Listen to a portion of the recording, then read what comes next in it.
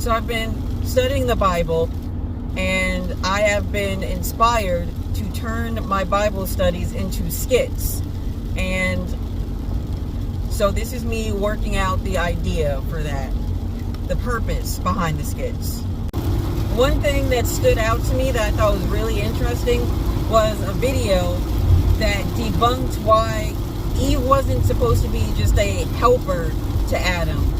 Apparently the word used in the Bible was like etzer, which means rescuer. So when Adam was alone, Eve was created to rescue him in a way. What does that mean? She ended up messing up, and instead of rescuing him or helping him, she led him astray. And that's something that we see in the Bible over times again, where women are in a position to do good, but then they end up doing bad and leading the men that they're in charge of astray. Like Jezebel was a woman who was powerful.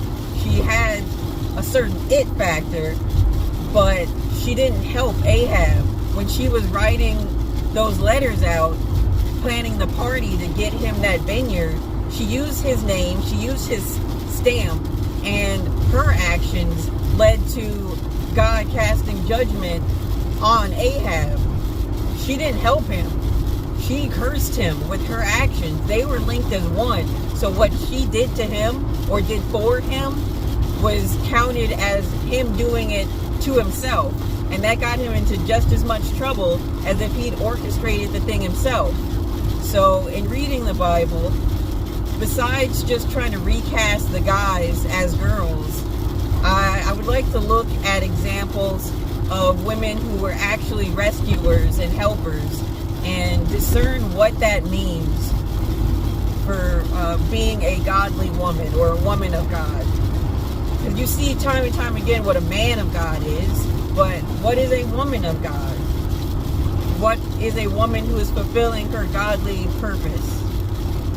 Along with Eve and Jezebel, I can understand why you wouldn't trust a woman like Delilah.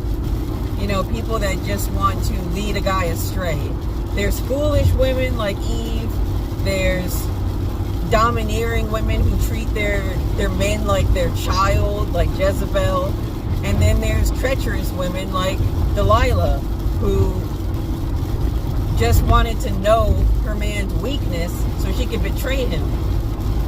These are examples of bad women, and these are examples of why women now try to become men, because they don't have enough good examples. They don't want to just be a reformed whore.